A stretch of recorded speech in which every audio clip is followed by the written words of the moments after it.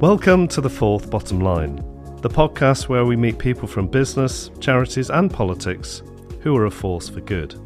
In each episode, I talk to my guests about their inner side and how their internal changes have led to their outer success stories. We talk about the failures, spirituality and sometimes the painful experiences that have made them the unique individuals they are today. The main aim being for us to learn from and be inspired by them for our own lives.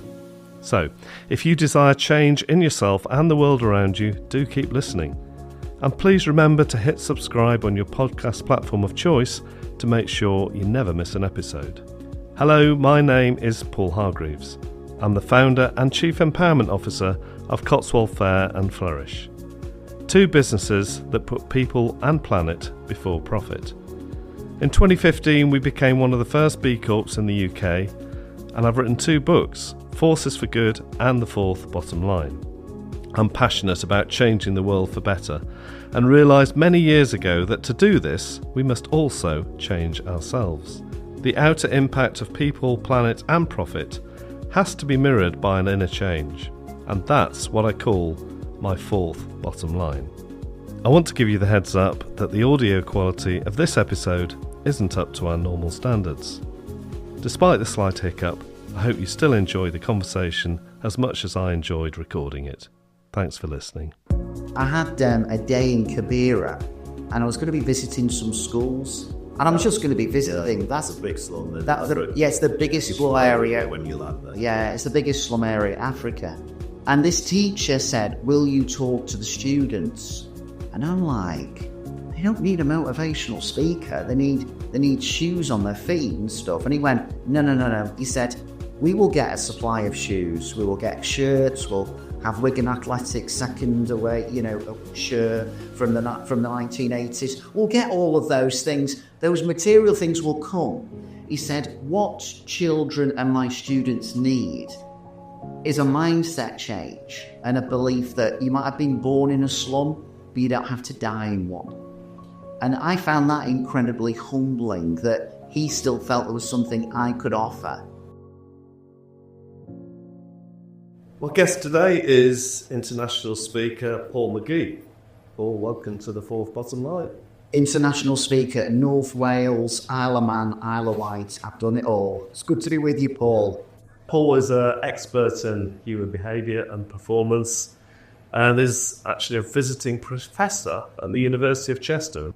He's been instrumental in changing countless lives through helping them find the confidence and motivation to change. His SUMO principles, SUMO stands for Shut Up, Move On, have helped people fulfill their potential, seize opportunities, enjoy relationships and success at work and home.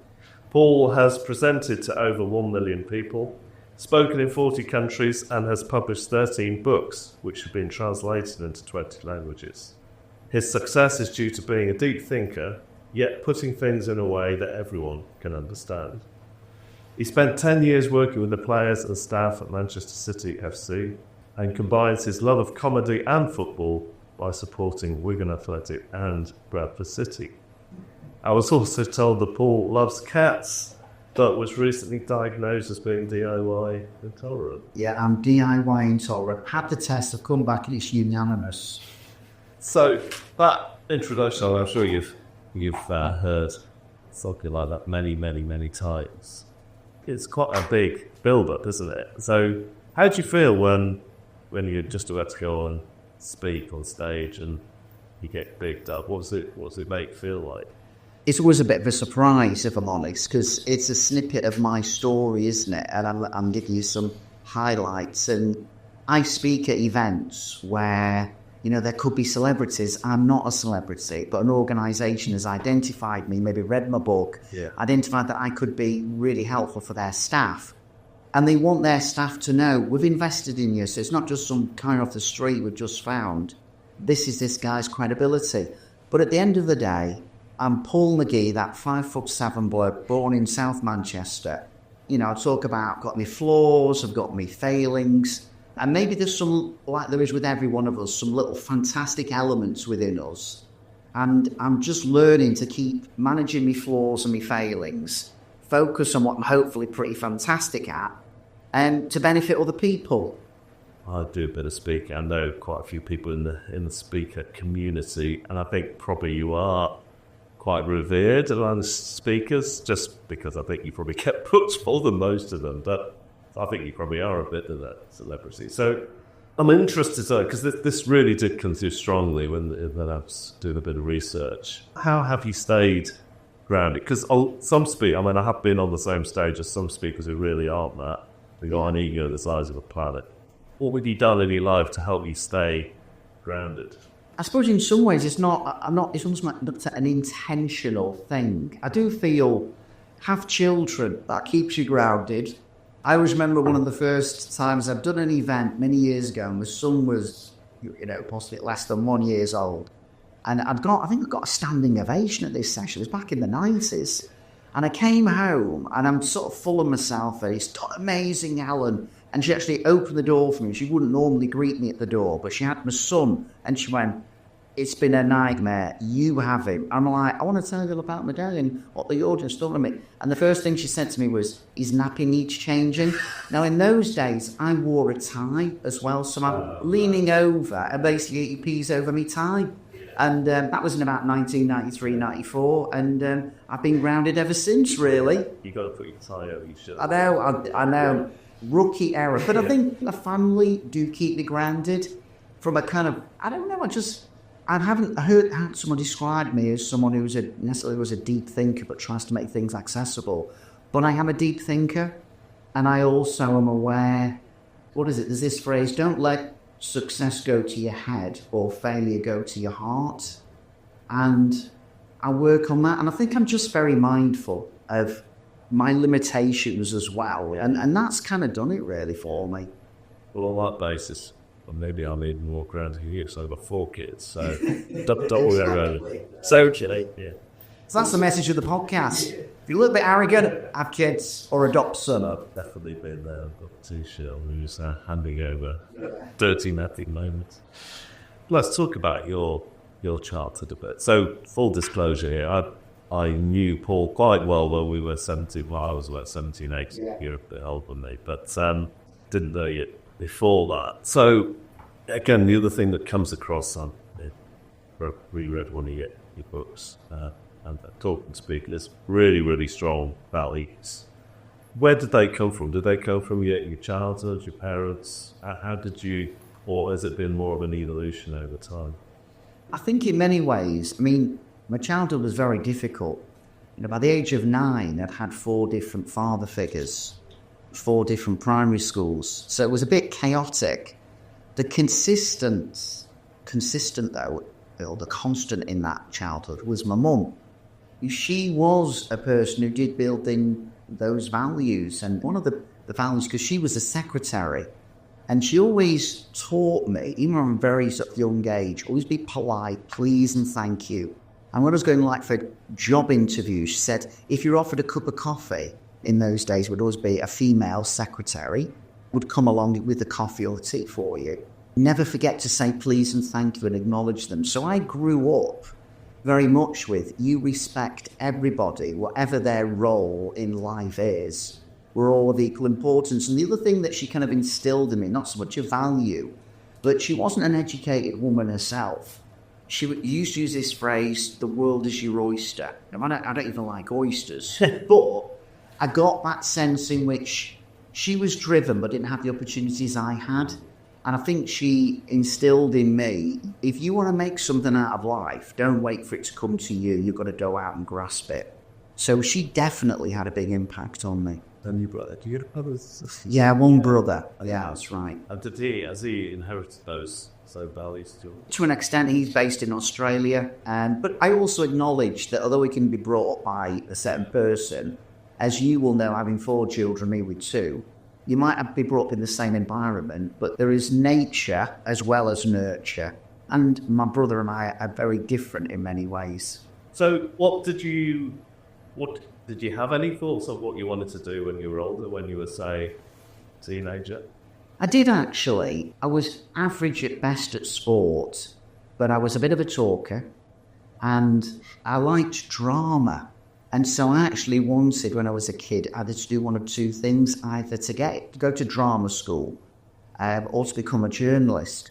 But I had, let's just say that one of those father figures was very domineering. I lived in the same house as him for maybe 8-9 years, and we didn't speak, and I used to have my own meals in my bedroom. But when my mum sort of like would obviously come back to me and say, well, I've spoken to John, and he thinks it's absolutely ridiculous that you want to get into acting. And he was very, awful in what he would say, really. He was homophobic, and he was talking about the fact that only homosexuals get into acting, and it was really, really bad. But my mum kind of took his kind of perspective to a degree. So the drama school door was closed. And in the end, I didn't actually go down the journalist route. But now, all these years later, you could argue, want to write books, so the journalistic desire is satisfied. And I do, to a degree, perform on stage. So maybe that desire to act has, again, been fulfilled as well. I mean, that sounds incredibly painful and hurtful, Paxar. What kind of Paxar had on your life, do you think? I mean, it sounds like it hasn't in a way, but it must have done. No, it has, and I'm still an ongoing, work in progress. I think sometimes it's not about just what you learn; it's what you need to unlearn. I received very little physical abuse. I had some, but not a lot. But the psychological abuse has taken a long time to work through. But I don't want to, spend all of the podcast about my childhood and wear a victim T-shirt. It was tough. It was painful. Lots of people had far worse experiences than me. But I think what it has done is it's made me quite an empathetic person. And, and I suppose without meaning to, but adversity helped develop my own personal resilience. Well, let's get on to that, because I'm a great believer that the crap that happens to us, it does form us and make us that unique person. Sure. So we've got an even better gift to give to the world. And that's obviously that your whole ethos and work is about transforming others, and presumably that's as a result of you transforming yourself. I think, what I had to do, as a great, I don't say I'm DIY intolerant in terms of anything practical, but in terms of trying to help myself, a lot of it has been DIY. Looking at various psychological tools and insights to help me, because I've had so many freaking problems. Yeah. And you're right, that in discovering these, using them to help me, I then started to think, maybe these could help other people. And that's why I shared it. But I would still argue, I don't change anyone's life. All I do is I share some insights. I give some people some tools and ideas. I give them some food for thought. And some people will take what I've said and do something with it. So I would always say that I've never changed anyone's life. The only person who changes your life is yourself. But yeah, I acknowledge I've helped, hopefully, and supported and encouraged. Yeah, I've been thinking about that a lot this year, this change. Mainly, I've tried to change a lot over particularly the last 10 years. But I'm thinking more of the people in my organisation, my businesses, how many of them want to change. And obviously you've got huge experience of speaking events. I guess if they're coming to those events, they're probably wanting to change anyway, but some of your stuff is going into a company, everyone's there. What do you reckon the answer to that is? What percentage of the room in a room of 100 people, how many people are actually thinking of that inner change work that is your work? I went self-employed over 30 years ago. I think the percentage in the room would be higher now than when it was. Because I think podcasts and we talk about mental and emotional well-being and resilience and mindfulness. You could argue people become more open to some of this. And if I was to be blunt about this without being too controversial, if you look at, and if I want to talk in an appropriate, sensitive way, someone who was born a male or born a female, I don't want to get into the whole gender issue. I do find people who were born as women, female, are more open generally to some of the stuff that I talk about. They seem to be tuned into it more. Blokes, increasingly, I think, are getting into it. and the fact that I'm known as the SUMO Guy. My book is, shut up, move on. If you're reading that on a tube and someone notices what book you're reading, it might have a different impact than if it was a book called Heal Thy Inner Child. And so I actually do find some people become more receptive. Yeah. But I've realised what I am responsible for in my writing and in my speaking. You show up, you give of your very best. Some people, I'm just not their cup of tea. They're not wired to receive what I've got to say. They're not interested. That's not my responsibility. My responsibility is to do the very best job I can in delivering my material. And I actually think some people become more receptive to it. I take the mick out myself. I tell people, I know I'm a motivational speaker, but you're not going to get Californian motivation. I'm not going to suggest that tomorrow morning you look at yourself in the mirror going, I'm a tiger, I'm a tiger. You can do that in the afternoon, I thought. Yeah, it works. I can tell. As such as a sawyer voice turning into an animal. But I always say, actually, I'm from Manchester, and I kind of like tackle the elephant in the room, because I think some people kind of still quite cynical, particularly the Brits. And so I say, for me, Mancunian motivation is three things. Tell it as it is, no bull, and let's be practical. And then I say, that's where we're going to go today. Does that sound reasonable? Most people go, yeah, of course it does. So I think my straight talking and not being too rah-rah, but deal with reality, makes people more receptive to what I have to say. Going back in time now, if you could give one message to your teenage self about the future, what would it be? I suppose in a very simple way it might be, you're going to be okay. You're going to be okay.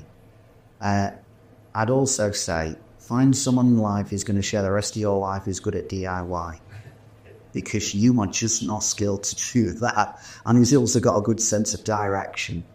I want to talk a bit about purpose, but the word purpose has been overused, and it's slightly annoying. But clearly you've got a very clear sense of purpose now. But I talk to some younger people, and they really struggle. What shall I do with my life? So where were you at when? How long did it take this clear purpose you got now to evolve?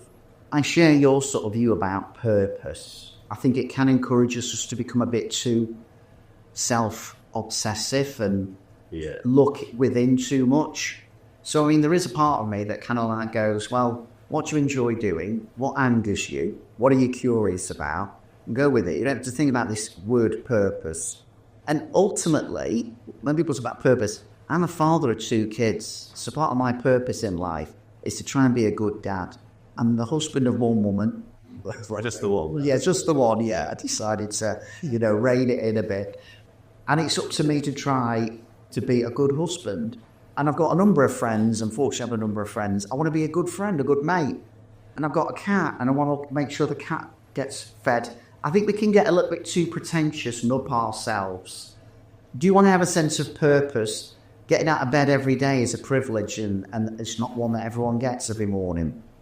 I always say, if you woke up feeling tired and miserable, remember this, you woke up.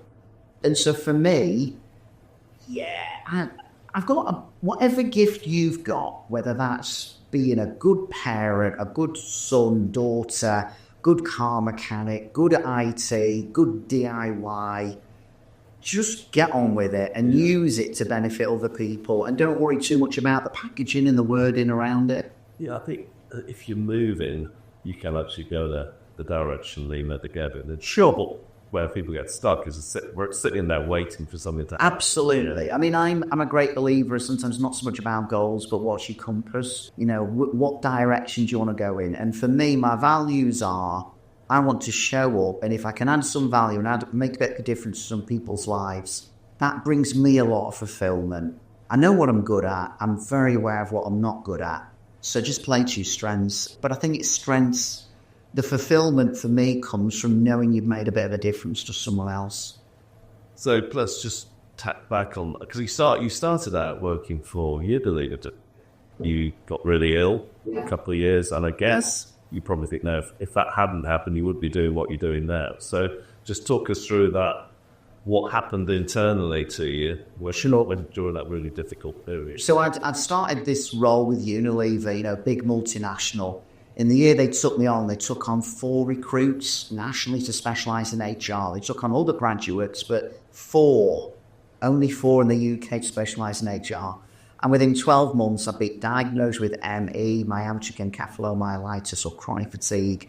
And I went from high-flying graduate management trainee, with all the kind of kudos status that goes with that, to being on what they're then called invalidity benefit. I think I'm about £35 a week, and I was 24, had a walking stick. Only person knew with the illness was in a wheelchair. So that was a huge challenge to me. But my first sort of like foray into personal development was someone lent me, and this was back in the 80s, some cassette tapes, as they were. This guy was like a sales guru, but I listened to these tapes anyway, and one of the phrases, it's a paraphrase that he used, was this: within every adversity, there is a seed of equal or greater opportunity. And I thought, I have got some adversity here, but maybe something good can come from it. And it did eventually, not overnight, but over time. But it was not so much just a physical battle, it was a mental battle. And I needed the help of other people. And sometimes I'd be, I would have that walking stick. My wife, Helen, had been married just less than a year. And one day I would just physically didn't have the strength to even try and wash my hair. But if you go back inside and have that person or not have it, would you have it? Never been asked that question. There's still a part who would say no, even though I guess it did shape me and influence me. I think the challenge I had with it is because you look back in time now and you go, I know I got over it. But at the time, there was still little known about the illness. Loads of the medical profession didn't believe it was genuine. And as human beings, we don't thrive in a context of uncertainty and the unknown. And my uncertainty came from I'd improve, then I'd relapse and improve and relapse. So I never knew I was going to get over it. And also the unknown of what will my future look like. So I know most people would say, oh yes, I would, it shaped me. I'm being honest with you, it took 3 years of my life and it remained with me as a possibility that I'd relapse again for years later. But I can look back now and say, but if you knew you were going to get well, you'd yes, fine. But at the time I didn't know. There was a real uncertainty. Yeah, I've asked the question because most people I know who are conscious, leader people who have a depth about them. And I can't think of one that hasn't been through some really difficult times. Yeah, there's a scale of difficulty, isn't there? I mean, I would, my son and my daughter I would say, and your kids and a lot of people watching and listening to this, if they got children, their children probably won the gene lottery because they've been given opportunities and, certain things that can benefit them. And yet, even so, I see challenges that my son has in certain ways and my daughter has. They might be different to mine. But I think there will be some people going, well, can I only have a great life if I have some major catastrophe? I don't think that's always the case. But I do think, it shapes us. And a friend of mine, another Paul, says there's no struggle, no story. And I think for some people, it can be that wake-up call to life. You struck at something in what you said, the kids knowing that they've won the lottery on the gene pool, not just the gene pool, but the environment they grew up in, because that's one reason I love taking people to Kenya. And bizarrely, we've both been involved in Kenya within an hour and a half part Kenya, because you've been to Kazuma a few times, haven't you? Yeah, Kazuma. Homa Bay is where I go. Right. So bizarre after all these years when they were, say, part of Africa. Anyway, one reason I love taking people there is if they didn't know they'd won the lottery before they go, they do for a pick-up. Absolutely. And it's, you must have experienced the same, but I love taking people. It's just sometimes people who work for us, sometimes suppliers, and they go out there going, right, let's go and sort out Africa and help these poor people. And of course we've helped in some ways and but they've actually helped us more. Yeah, totally. Talk to me about Africa, 'cause I don't know anything about Sure. Well, I did some work with an organisation called ACT for Africa. So it was actually helping people education-wise around AIDS and HIV. And in some respects, going back to your previous conversation around drama and acting, we would sometimes use drama as a way of communicating with people. But I had a day in Kibera, and I was going to be visiting some schools. And I'm just going to be visiting. That's a big slum. It's the biggest slum area. When you land there. Yeah, it's the biggest slum area in Africa. And this teacher said, will you talk to the students? And I'm like, they don't need a motivational speaker. They need shoes on their feet and stuff. And he went, no. He said, we will get a supply of shoes. We will get shirts. We'll have Wigan Athletics second away, a shirt from the 1980s. We'll get all of those things. Those material things will come. He said, what children and my students need is a mindset change and a belief that you might have been born in a slum, but you don't have to die in one. And I found that incredibly humbling, that he still felt there was something I could offer. Again, I work with Kenyan leaders, I work with people, I've worked in several countries in Africa, and always something to learn, but I'm also aware that whatever gift you've got, just try sharing it, and it resonates with some people. A mindset matters massively. Yes, that's exactly what I end up doing. We do, they've got football kits, so we do buy shoes and stuff like that, but when I'm talking to them, it is trying to get them to enlarge their horizons, a dream bigger dream. Sure, yeah. And that's really all I end up, because the expectations, I would say true here, actually. The expectations of people is they'll just work the family small holding and they're really pleased to say that quite a few of the kids projects are involved in have gone to university and are flying. Yeah. Not all done by any means, but yeah, it's sad, isn't it, that people are so constricted. Totally. But it can happen in any part of the world. And some, going back to the gene lottery, some people win it, but they have a sense of entitlement, complacency, and they don't make the most of their opportunity. I mean, the first trip I ever did over there, I took my daughter, who was 15 at the time. I was so pleased I did. Yeah. Sure, she liked the distance, I would say too much, but she was, let's say, quite a difficult teenager. Yeah. And had definitely changed her. I put these things in perspective for her. So, but it does with the adults, I take. Totally. Totally. Now, first time I won, I couldn't talk about it for 2 weeks without crying words out. You've always been a softie. Well, I haven't that shit. No, I definitely haven't. I didn't cry for 25 years. Really? Yeah. Even when you supported Man United in them tough times? Well, some of that time was the good times. But now, I mean, let's talk about that, because you made a comment about the difference between men and women earlier. Unlocking men's emotions, I mean, your guess, quite emotionally free, especially small and women at Bradford, I know. But yeah, I guess you've cried frequently. I cry most weeks, most days, some weeks. Have you got any experience of helping men? Because a lot of them are so locked up and can't express love, they can't express compassion. They can't even be really good friends. I mean, one thing that we came across in the conversations I had, you are a great friend to the two people I talked to. And some men haven't got the capability to be a really good friend. You've got to get under the skin of people. I mean, you can't just talk about football, although it's good to talk about sometimes. But what would you say? So there's someone listening to this who hasn't cried for 20 years, they don't feel emotionally free, that maybe a bloke would be one of. Any advice? I don't think necessarily, we mentioned crying and emotions. I don't cry a great deal, despite following Wigan and Bradford City.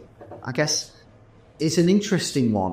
Strangely enough, how I get people to open up is through laughter and humour at times. There's a phrase I came across that laughter turns walls into windows. And I think some people become more open and receptive to my message. Not because I'm saying, guys, we've got to get in touch with our emotions or else cry. I don't talk about tears or anything really, But I suppose because I make people laugh, those walls turn into windows. And because I tell stories about my family, I think some people begin to buy into more of what I'm saying. But I don't position myself as a therapist. I am deeply fascinated in people. Technology, machinery doesn't interest me one iota. But I respect that we're all wired a bit differently as well. And so I don't want to say that I am the role model of an emotionally healthy male who needs to behave like me. And to be emotionally open, you need to be able to cry. I do think we're all a little bit different. But I am also aware, as you will be, that I think one of the biggest causes of death for men under the age of 35 is suicide.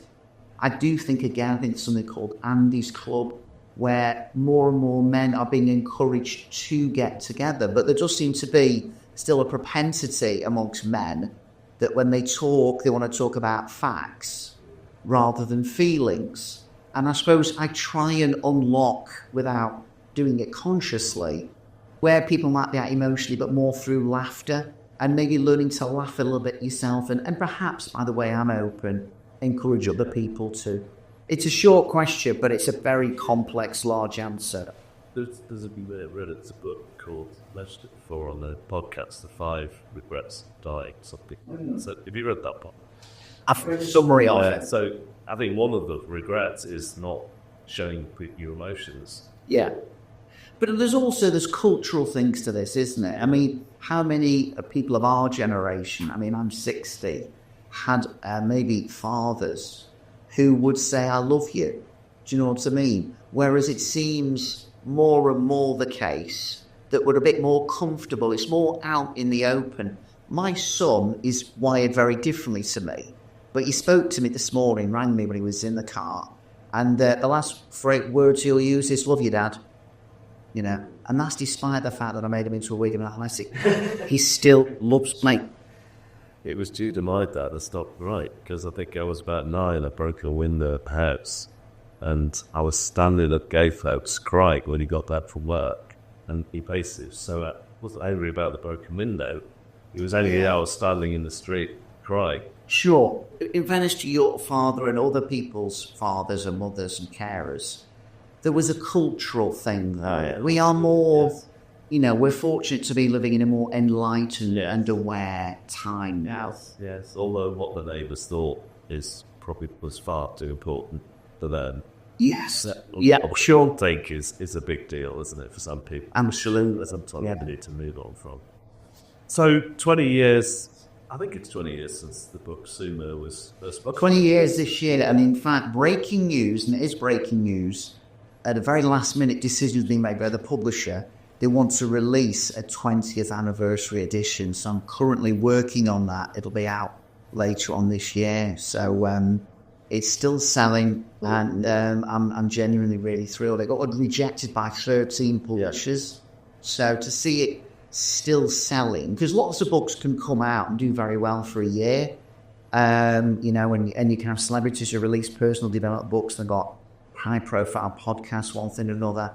But will those books be still selling well in 20 years? Who knows? So I am pretty chuffed that it's still out there. It was that book I read last week in preparation for this. So it was the 10th anniversary I read, actually. But read it before when it first came out. But it is timeless. In fact, it's probably more relevant now, I'd say. Yes, than it was 20 years ago. Yeah, and people are more receptive to the message than they would be 20 years ago. Yeah, interesting. I'm encouraged that you think that. No, I do. It's easy to get depressed about the world, isn't it? Well, I think particularly the advent of podcasts and the people like the Stephen Bartletts and various other people, and Rangan Chatterjee, the doctor. There's stuff out there that people, and also particularly blokes, not saying it's exclusive to blokes, get drawn into the health narrative, the physical health, but then get introduced to the mental health bit as well. Well, that's how it happened for me. So what triggered the release of that book, which was actually having malaria. Right. It was a feeling of my own vulnerability, probably for the first time in my life. When this book released, I did a lot of crying for quite a while. after that. But yeah, epic men sometimes feel immortal, don't they? There's a phrase, and it was something I came across when I was working at Manchester City, which at the time you could argue was a very macho environment. And there was a player who basically needed some support. He'd been dropped from the team and basically wouldn't meet up with me. And someone said, look, you need to talk to this player. And I've told the players when to contact you. Wouldn't respond to any of my messages. And the player had been dropped, wasn't in the first team. And his career was kind of like nosediving. And I said to my contact at City, why won't he meet me? And he went, well, I've even tried to put him in touch with the club doctor and speak to him either. And then he said this, he thinks seeking support is a sign of weakness. And I went, it's a sign of wisdom. And he went, you know that and I know that. He doesn't. And he did okay, but he left the club and he never really perhaps fulfilled the potential he had, because I think he felt, we need to be careful. There's a difference between being resilient and being self-reliant. And I think some people think resilience means self-reliance. I've learned you ask for help from other people. So how have you changed in the 20 years since SUMO was published? I think one of the things that I'm learning more and more, and I know it's maybe a question later on about your, from your book, The Fourth Bottom Line, I'm still on a journey of self-awareness. And I think one of the things that's changed is more what I'd call emotional regulation and understanding my emotions more than when I wrote the book, when it came out in 2005. And yeah, maybe a bit more self-compassion. I think I was able to, there was a Jewish rabbi called Yeshua who used this phrase, physician, heal thyself. And what he meant by that was actually sometimes we're very good at helping other people, but not ourselves. And I think when that book came out in 2005, I'd managed to come across some stuff that helped me to a degree, but I was really sharing it to help others, but I wasn't applying my own medicine enough. And particularly around some self-curiosity and also self-compassion. Rather than beat myself up for why I behaved the way I did, try and stop and understand why I was behaving the way I am. And the other thing, one of my SUMO principles is called Ditch Doris Day. She sang this song, Que Sera Sera, let's not sing it. Whatever will be, the future's not ours to see, Que Sera Sera. What I've realised is we can influence our future. There are things we do on a day-to-day basis, on day-to-day choices, that can influence our future. But I guess what I've also learned is we can't control everything and anything all the time. And perhaps the rewrite of the 20th anniversary edition will be more mindful and aware that we do have to accept there are things out of our control, as well as remind people there's plenty in our control, so let's work on it. But sometimes you just got to accept this is a Que Sera Sera moment. Whatever will be here. We have to accept that, but not have that as our blanket mindset to everything in life. Just recognise it in some areas, it will be what it will be. But there's lots we can still do. So it's make peace with paradox. Yeah. I mean, obviously, current world situation is, you could get very worried and frustrated about, and probably angry, and I sometimes do. But what I have to get myself back to is, right, what can I actually change today? Sure. There's 150 people working for us. Let's start there. Absolutely. You can get. Well, I talk about these 7 questions to help you sumo. One of my questions. So when you're faced with an issue or challenge, ask yourself things like, where is it really on a scale of 1 to 10, where 10 equals death or the end of the world? One of my questions is, though, how can I influence or improve the situation? And sometimes I think some people think engaging in life is putting some, irate message on Facebook or Twitter. That ain't really making a difference to the narrative. How can I, in my own small way, influence or improve the situation? That's what you're doing. That's what loads of people are doing. And that's what I'm trying to do in my own different way. Let's get on to spirituality, because one of the friends I talked to described you as a spiritual person. Now, that word means all sorts of different things to different people, and probably the wrong things in some cases. How would you describe a spirituality with what is being a spiritual person? I guess ultimately, I don't just think we are flesh and blood and bones and minerals and stuff. I do engage with, I suppose, the sense of transcendence, the sense of awe. That one of the things about shut up, move on, take time out, get off autopilot, stop, think, reflect, press pause. And so I go for walks a lot. And so people say, do you go to church? And the answer is yes, I do. But actually, sometimes I feel more, and the word God means different things to different people. So to me, it doesn't mean some old bloke in the sky. It's almost like undescribable, God. But there are times when I am walking in nature and I see a robin this morning and I notice that. And, and I see someone taking their dog for a walk. And it's just this sense of, I don't know, it's hard to actually put into words in many respects for me. It's something that is hard to describe. It's like trying to analyse a humorous joke. Well, once you've dissected it as to why it was funny, it's no longer funny. And for me, spirituality sometimes is something more to be experienced than to be explained. But there is this sense in which it's not just about me. The world does not revolve around me. And there is something bigger than me. And I think in life, if we're not careful, we lose this sense of awe. Whether it's true or not, this quote was attributed to Einstein, but we've got a choice in life. We can live as if nothing's a miracle, or as if everything's a miracle. And for me, being at the birth of my two kids, I don't just go, well, yeah, it's just biology, innit? And then it's what happened with the sperm and the egg, and then before you know it, this is what you've got. I take some time to think and just go, this blows my flipping mind. This blows my freaking mind.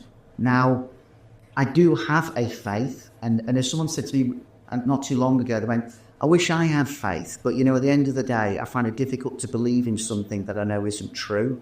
And I'm like, that's not what faith means to me, believing in something I know isn't true. I think everyone has faith. And we all have faith to an extent. Yeah, absolutely. But I am influenced by what I believe to be the historical figure, Jesus Christ, also known as Yeshua, the Jewish rabbi, and there can be a lot of different narratives around him.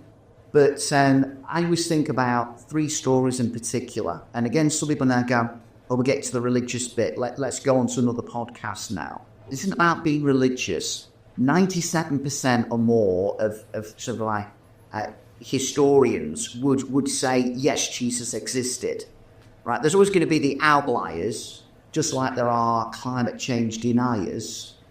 There's always going to be the outlier historian who doesn't believe Jesus existed. I believe he existed. There are three stories that if these were taught in schools, would have a profound impact on life. One of those stories is the story of the Good Samaritan.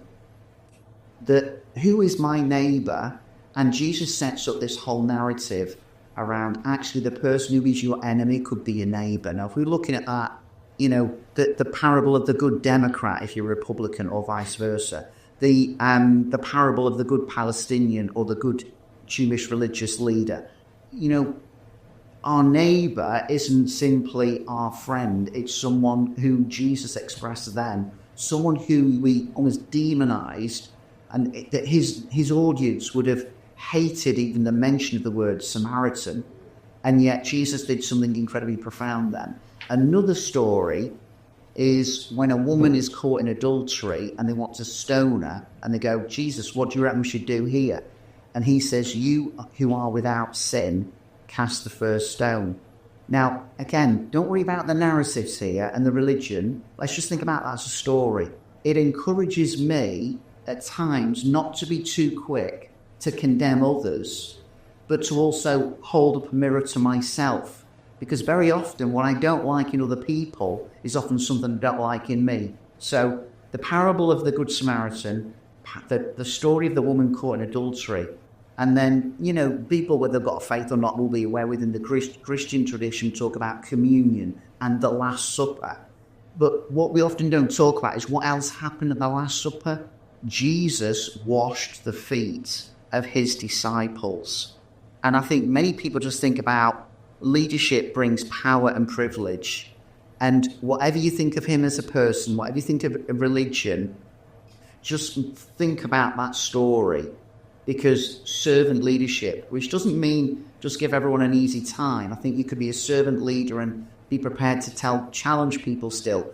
But this person who seemed to have great influence and authority washed people's feet. If we taught those three stories, whether we believe in just to be parable, mythological stories in every school, and kind of said, let's kick it around, what does that story mean? I think society would benefit massively from it. Completely transformed, wouldn't it? From what I understand, people that he gave the most difficult times who were the religious people. 100%. And also, go back to your question of spirituality. Maybe also my spirituality, however you want to define that, ultimately impacts my behaviour. And that's important to me. I don't just want to be, oh yeah, I'm a deeply spiritual person and I love hugging trees. I want to be a better human being because of where I'm at. I know I'm flawed. I know at times I feel like a fraud. But I'm on this journey to hopefully become a better human being. So, I mean, in terms of doing that, are there certain things that you do every day that helps that side of it? I don't get out of bed before I have done what I call my thankful four. And what I mean by the word four, I actually spell it F-O-U-R. I won't get out of bed until I've reflected on my previous day and thought about 4 things that I was thankful for.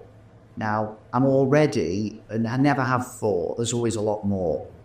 And so by the time I can put my feet on the carpet, I've already started with an attitude of gratitude. Because I am by nature quite a pessimist.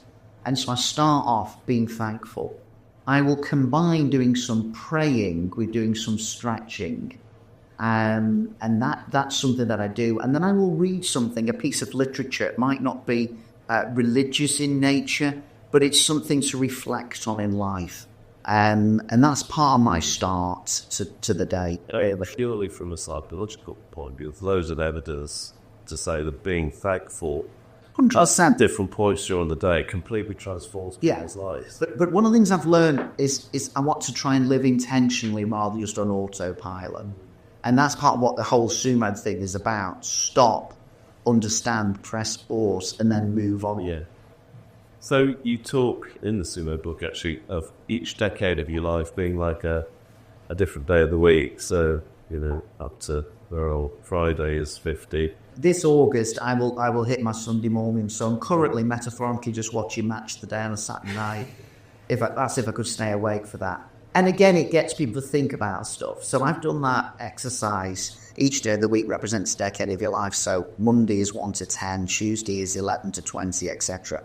I've done that in a Young Offenders Institute. And I've got these young offenders, a group of them, to all line up and to hold a sign. But one of the things I said to them is, the only reason I'm talking to you, they were all on the Tuesday of their life, and they were all at the age between 11 and 20. I said, the only reason you're on the Tuesday of your life, the only reason you're here is because things haven't gone so well.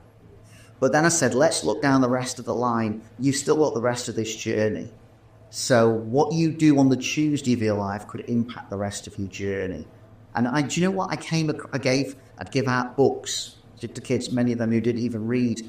But I ended up being sent a letter from a lad, from a guy actually, also called Paul, don't know what his about flipping name, and he'd read SUMO while he was in Armley prison, and he doesn't even know how he got hold of it, but I think some of those young offenders graduated, unfortunately, to be adult offenders, and the book ended up getting into some prisons, and this guy transformed his life, not because it's simply my book, but it might have played a small part in it.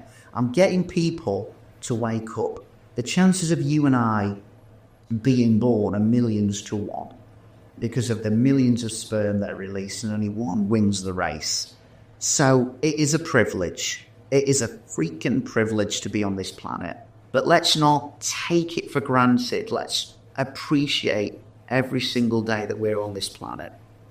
So Sunday, what's in store for Sunday? Next 10 years. I'm going to keep going. I'm going to keep working. It might.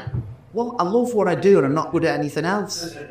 It is the bottom line. Plus, I don't have a hobby. If the alternative to be retired is to watch Wigan and Bradford, You want to do something else with your life, don't you? I don't play golf. I just think if I've got something I'm really interested and passionate about and I find very fulfilling, carry on doing it. I might not stay as many Premier Inns going forward in industrial estates in Dudley, but I still want to do what I do. I've got a couple of other people on my team, Ed and Katrina, who deliver my material. I've become a bit more choosy about what I do and how many events I do. And we haven't got grandkids at the moment. I hope at some stage that'll change. And I'd like to be a great granddad as well. But I love what I do. I'm relatively healthy.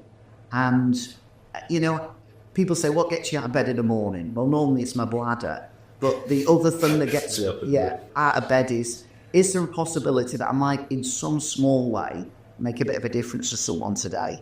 And I just think hanging around at home, getting under Helen's feet, just sipping pale ales and being on my Kindle isn't going to be enough for me. So it's more of the same and hopefully reaching other people. I'm on Instagram, I'm on TikTok, I do little videos as well. So I enjoy it. So why would I want to stop doing it? Is there a gift you haven't given to the world yet that you think you like? If there is, I've not discovered it. I think I love what I do. It's up to other people to describe whether it's a gift or not. But to all intents and purposes, I'm not aware that there is some gift that I'm holding back on. So fast forward to hopefully a long time in the future, you'll have wound down finally, probably a Tuesday night afternoon. Yeah, bank holiday Tuesday. Yeah. One lesson you would want. You only had one thing you could say to everyone. So before you say goodbye. Okay, I would probably, let me say two. Besides God, if you believe in God, the most important person, the most influential person you're ever going to have a conversation with is yourself. So be mindful of that. Secondly, because you let me have a second one, because we go back a long way. E plus R equals R. It's not simply the event. It's how we respond that influences our outcome. Some people think if it's a bad event, it's got to be a bad outcome. I have experienced some challenging events, and then loads of people have had challenging events. But it's how they've responded that's created some good outcomes. So something we do at the end of this podcast is ask you a couple of questions that we've asked other people. One piece of advice you wish you had when you started out? Buy a lever arch file and those plastic wallets, because I'm very disorganised, and I know it sounds like a bizarre thing to say, but literally, if I could have come up with a system, I don't do much on the computer, but I've only started using a lever arch file now to organise various things, and it really helps me. So bizarrely, there was within there. Well, there's also things like medical stuff and stuff to do with ideas for sumo videos, etc., etc. There's all kinds of things. And what I've realised to do, I used to put it in a pigeonhole type thing, and then I'm sorting through loads of paper. My life would have been far less anxious and less frantic if I'd learned some systems to help me be more organised. Lever arch file, it's the way. One piece of well-meaning advice you got that you've actually ignored. I've been pleased that you ignored that. Don't ever call yourself a motivational speaker.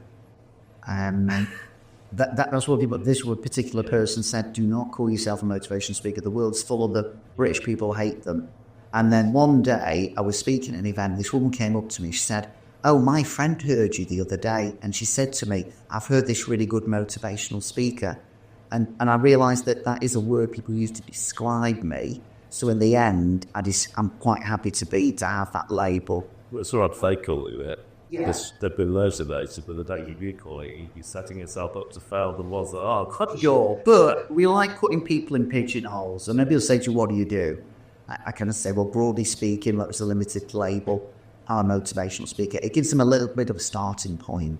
And the other thing that I was told by someone was there can only ever be one sumo guy, i.e. me, so no one else can deliver your material. Well, I've had various people deliver my material in schools. I've licensed people to use my material. And Ed and Katrina have worked with you for over 10 years. they deliver my stuff and they do a brilliant job. If I just said they're going to do me, then other people, I can only in one place at one time. So be careful of the advice you give, particularly when people are very certain and black and white. Not always, just weigh it up rather than think that confidence and certainty means you must take their advice. Not always the case. And you were kind enough to write a commendation for one of my books, which is 50 Characteristics of Good Leadership. I asked you to choose one of those characteristics you're still very much working on. Yeah. Which one? It will be the first one, and I know you talk about the fact that they're not in any particular order as such, but your first one is about self-awareness. And I think we could save ourselves a lot of problems in life and a lot of heartache if we were prepared to hold up that mirror and reflect a bit more on ourselves. And although I'm compared to some people, someone say I'm a very self-aware person, I'm a deep thinker, I still feel there are things I need to learn, particularly how I manage my emotions and my relationship with my emotions. I need to stay humble, stay hungry, and I still think I'm on a journey of self-discovery. Maybe it's been a longer journey because of what I experienced in my childhood, but it's the one that I think out of that one, all the others flow. Yeah. I mean, there's a stats, isn't there? I think 90 to 95% of people think they're self-aware, and actually 10% actually are. I mean, I would say you are. You talk a lot about self-awareness, and it's near the beginning of the SUMO book as well. But it's your first one, and I just think it's one that, and part of my self-awareness journey will be actually taking the other 49 chapters. And when we talk about part of my morning routine, well, that has already become part of my morning routine, is to look at one of those chapters, not to read the whole book. Oh, no, that's part of mine is my spiritual experience. That was the aim of the book, to do that. Totally. Yeah, but there's a lot in each chapter. There's a lot. Good. Let's finish there. Paul, thanks so much for joining me today. It's been so good to connect with you again. So we hope you enjoyed this episode of The Fourth Bottom Line. And it seems a bit rude to not let you mention your work at this point. So you've got loads of books. Sure. Give us a couple that people could go and check. Well, just check me out anywhere on social media, any platform, at the SUMO Guy. And if you've not read SUMO yet, wait till September. Get the 20th anniversary edition. Another book also that I'm really proud of, I wrote for kids, called Yes, with 3 S's. And it's probably relevant, especially for people who've got children in their world, aged between 9 to 12. Yes, I've seen the comments from some of the teenagers that have read that, and I think that is well needed in this world. Yeah, it really is. And I'm super proud of it. I collaborated with an illustrator. It's visually a beautiful book to look at, and I believe there's some... I wish I'd read it when I was like that age. We really hope you enjoyed this episode of The Fourth Bottom Line. Please hit subscribe to make sure you never miss an episode, and do leave a rating and a review wherever you get your podcasts. And if you want to learn more about my work, follow me on LinkedIn, visit my website paulhargreaves.co.uk, or look out for my 2 books, Forces for Good and The Fourth Bottom Line. Thank you so much for listening.